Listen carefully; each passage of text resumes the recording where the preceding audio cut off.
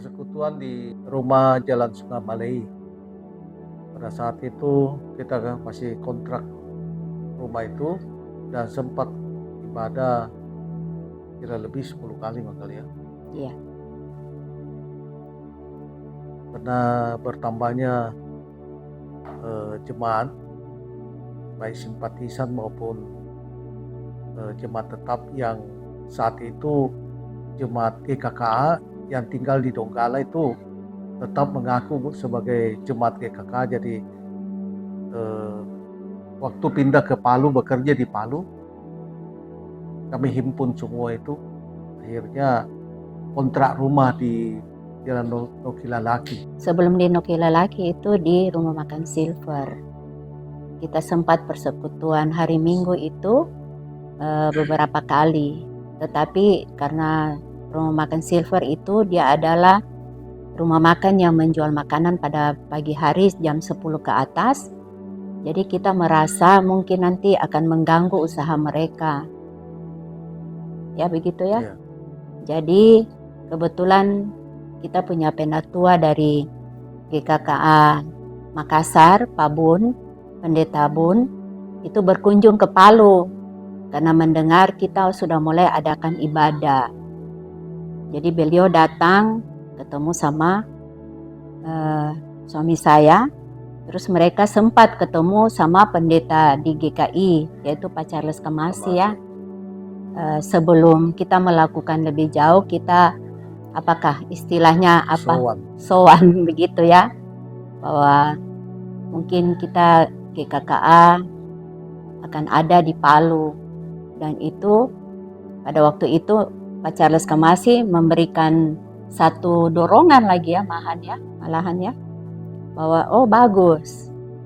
Nah, mulai berbincang-bincang dari situ, Pak Charles besoknya dengan Pak Bun naik motor ya, waktu itu naik motor pergi keliling cari tempat.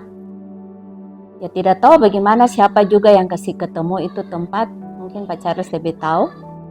Dapatlah di Nokilalaki itu. Nah di situ mulai kita pamit dari Rumah Makan Silver untuk kontrak. Di situ banyak sudah jemaat. Sebelum dari Nokilalaki juga sudah ada Cifoni dorang, Cifoni Wongso lah ya. Itu Rumah Makan Silver itu Lili Homidal, jemaat dari GKKA Makassar juga. Jadi pada segelintir orang itu adalah murni memang orang GKKA, baik dari Donggala maupun dari Makassar. Nah, maka terbentuklah ibadah di Nokilalaki itu.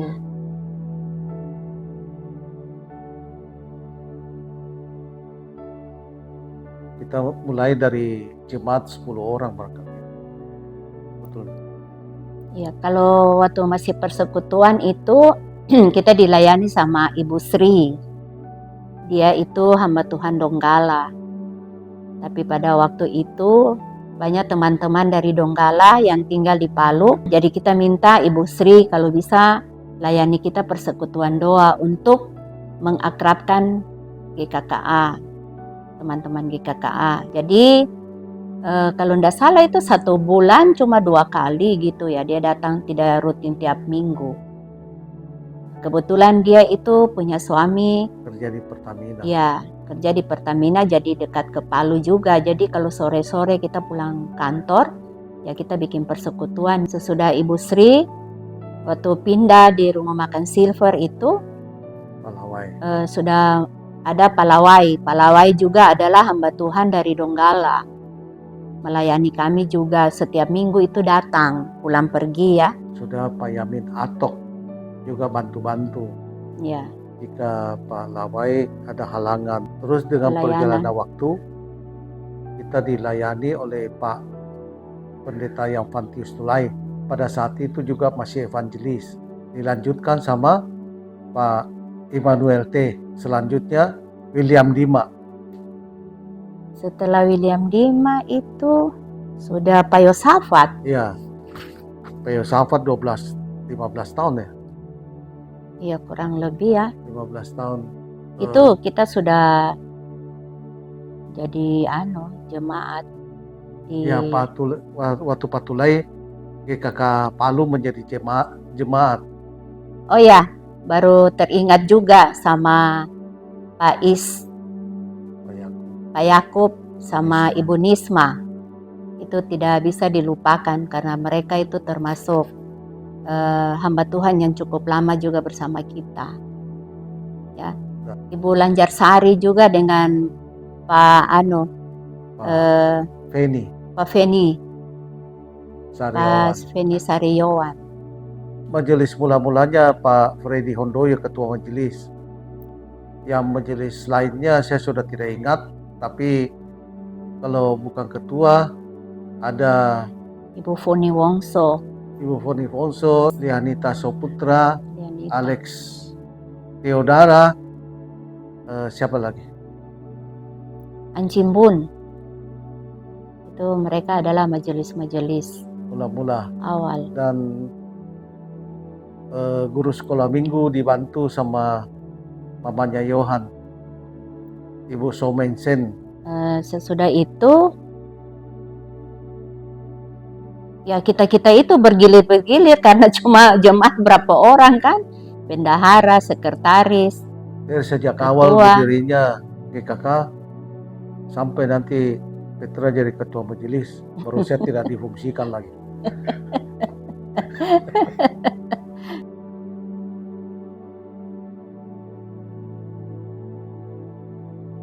Sewaktu di Noki Lalaki mendekati habisnya kontrak gereja, kita sudah rencanakan untuk membeli sebidang tanah yang ditawari di Jalan Sulawesi. Pas di depannya gereja Betani yang saat ini jadi gereja GBI Bukit Sion. Iya. Tapi bersamaan waktu ada yang menawari Pak Alex tanah di Jalan Patimura yang saat ini kita bergereja. Akhirnya kita sudah bayar uang muka tanda jadi di Sulawesi. Kita batalkan dan kita ambil yang di Patimura karena dilihat lebih mudah, aksesnya kemana-mana lebih mudah. Ya mulai dari situ kita buat janji iman ya sesama jemaat, dan pada waktu itu memang semangat jemaat untuk memberi sumbangan walaupun masih kecil, tetapi semangat memberi untuk mendapatkan sebuah rumah gereja itu cukup tinggi. Dan puji Tuhan di samping jemaatnya kita membuat janji iman, banyak dana donatur juga dari Makassar. Dan tidak bisa dilupakan itu bantuan dari Bapak Yosef Lukman, majelis di GKK Makassar Jalan Banda, dengan uang pribadi dia membantu. Selain dari uang pribadinya dia, banyak juga jemaat-jemaat Makassar yang mentransfer, karena itu melalui waktu itu Pak Yosef Lukman itu masih majelis di Makassar Jalan Banda. Dan puji Tuhan di samping doa yang kita setiap kali adakan itu, tabungan yang ada di Bank BII, yaitu tabungan Kesra kalau tidak salah. Ya, itu Tuhan menjawab doa kita juga. Dia tidak memberikan uang langsung dari langit turun, tetapi dia memberikan undian. Hanya kita punya tabungan gereja itu mendapat mobil, dapat sebuah mobil super kijang. Dan waktu itu kebetulan GKKA Donggala membutuhkan mobil, jadi kita menjual ke mereka dengan cara angsuran juga. Jadi mereka angsur ke kita. Dengan dana itu kita bisa membangun, menambah untuk membangun yang sekarang ini adalah itu sekolah Sion Pakai. Dulu kita tuh beribadah di situ, yang 2 lantai itu. Awal-awalnya kita bergereja situ sebelum ada gereja induk yang sekarang. Selesai gedung 2 lantai yang kita pakai beribadah, yang di atasnya ditinggali sama Pak Yosafat, selesai kita rampungkan. Tuhan memberi visi untuk kami membangun sekolah, dan pas di sebelah tanah gereja dari dulu gereja. barangkali. Gereja belum selesai pada saat itu. Oh iya. Jadi kita bersatu, kumpul duit, langsung beli kontan tanah di sebelah dengan nilai 280 jutaan. Itu dari beberapa jemaat, beberapa beberapa keluarga ya yang itu. Iya, selanjutnya ini yang jadi saat ini jadi rencana bangun sekolah Sion. Jadi kalau bisa penerus kami bisa juga meneruskan, Berkobar-kobar. karena di depannya juga rencana mau dijual yang bentuk kapal itu. Sesudah beli tanah itu ada melihat perkembangan gereja, harus kita rubah karena sudah tidak memadai ya, karena jemaat puji Tuhan bertambah dari beberapa orang bertambah. Hanya dengan pergumulan itu sekolah minggu juga mulai bertambah. Dengan akhirnya kita bikin janji iman lagi, dan tetap dari pertolongan dari Makassar juga, GKKA Makassar. Pada waktu itu tuh ketua pembangunan adalah Alex Theodara. Dia ketua pembangunan, jadi membangun itu ya, walaupun waktu membangun itu dengan dana yang cukup serat, untuk melanjutkan rasanya tidak mampu. Jadi dengan pergumulan kita untuk ini, sebenarnya secara manusia tuh kita tidak mampu ya, karena jemaat kita tidak bilang seperti sekarang mungkin sudah besar, tapi karena semangatnya kita juga, doanya kita juga, Tuhan juga menjawab doa ya.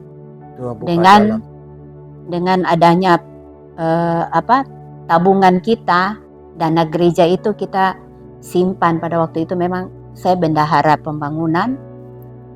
Waktu diundi saya ditelepon sama Bank Internasional Indonesia, Bank BII, bahwa ibu tabungannya ibu mendapat Kesra. Waktu itu tabungan Kesranya ibu dapat hadiah mobil. Wah, kaget juga saya. Tabungan yang mana? Baru lihat, karena itu hari ada dua.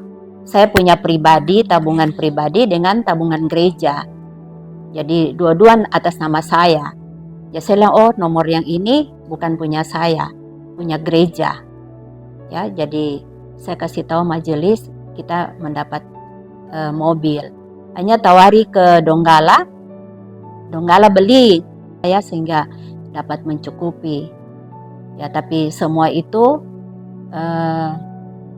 dari jemaat-jemaat juga banyak yang menyokong untuk pembangunan itu, sehingga bisa terjadi sampai hari ini.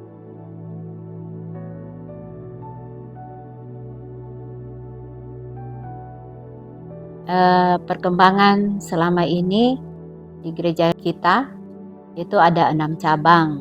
Yang pertama itu di Palolo. Palolo itu hamba Tuhan pertama adalah Pak Barnabas. Dilanjutkan dengan Ibu Rini sampai saat ini. Yang kedua adalah Bamba Bone. Itu dibuka juga sama Pak Barnabas sampai saat ini digembalakan ya. Terus yang ketiga itu Desa Tindaki. Tindaki itu adalah hamba Tuhannya Pak Alter Togoy. Terus yang keempat adalah di Meliabo. Meliabo itu ada hamba Tuhannya Alo Layuk. Ya. Yang kelima adalah Mbowo. Mbowo itu hamba Tuhan pertamanya adalah Pak Yulianus. Setelah itu di Labuan. Labuan yang pertama itu Pak Nofrianus. Setelah Nofrianus dilanjutkan sekarang dengan Pak Yulianus. Itu untuk cabang ya. Yang terus puji Tuhan saat ini juga kita telah punya satu sekolah, yaitu Sion. Mungkin untuk berdirinya Sion, Pak Charles yang lebih tahu ya, karena beliau adalah yang pencetus pertama. Coba ceritakan dulu Pak Charles. Karena di sebelah gereja itu sudah dibeli kurang lebih sekitar 25 tahun yang lalu. Terus rencana ingin dibangun sekolah Sion, tapi tidak ada tenaga yang bisa mengelola. Setelah saya diskusi sama Pak Yongki Santoso yang jemaat GKI, sudah almarhum sekarang, dia terus desak saya untuk segera buka sekolah.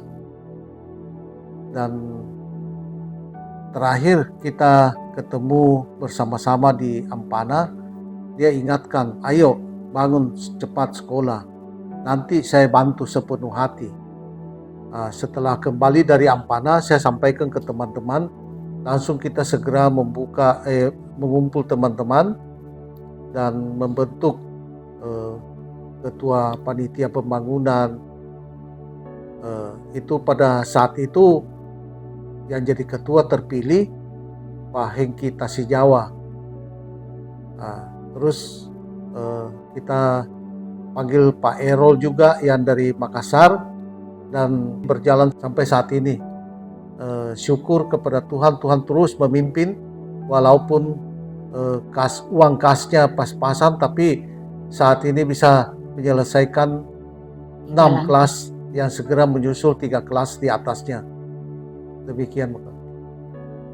Ya, tapi sebelumnya itu, sebelum ada pembangunan di sebelah, sekolah Sion tuh mulai dari gereja GKKA awal, yaitu pastori ya, sebelumnya pastori. Dapat ide di situ dari Pak Yongki juga, dia bilang kamu bisa bikin skat-skat, ini ruangan begini bisa dapat 3 kelas atau berapa kelas. Mulai dari ide itu kita bangun PAUD, dari PAUD ya, dari PAUD terus TKA, TKB, lanjut puji Tuhan sudah sampai di kelas 6 dan telah lulus kelas 6. Ya. Itu semua karena kemurahan Tuhan.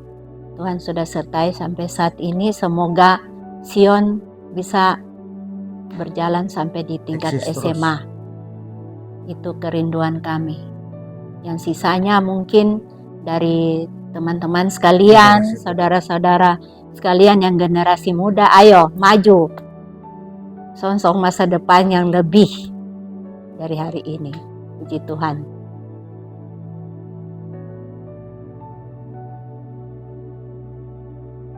Ya, harapan saya GKKA ini terus maju, menjangkau jiwa-jiwa yang belum mengenal Tuhan. Ya, kalau tidak bisa dijangkau langsung, ya mungkin kita lewat sekolah Sion. Yang bisa kita harapkan sekarang ya generasi muda ini yang lebih semangat. Itu harapan saya. Terima kasih. Kalau harapan saya juga, kiranya GKKA ini punya pola. Polanya GKKA itu jangan sampai dirubah. Mungkin ikut perkembangan zaman sampai sudah kita melupakan kita punya apa lagi? Jati diri. Jati dirinya GKKA. Gitu. Kita bisa merubah, kita punya puji-pujian. Tetapi kalau bisa yang inti-inti memang yang harus dipegang di GKKA itu tetap kita pertahankan. Supaya kita itu tetap merasa GKKA yang sekarang dengan dulu itu tetap sama, walaupun puji-pujian mungkin mau dirubah atau apa, tetapi kalau bisa jangan juga sampai keseluruhan dirubah, tetap ada lagu-lagu hymn juga. Itu aja harapan saya. Terima kasih.